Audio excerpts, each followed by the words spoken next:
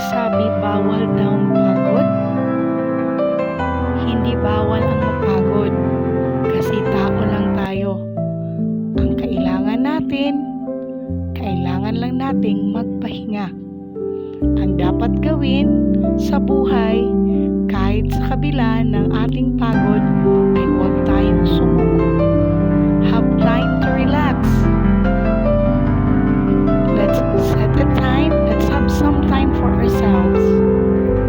To have some space and to have a quiet time where we can spend our time in pampering ourselves. Huwag tayong sumuko.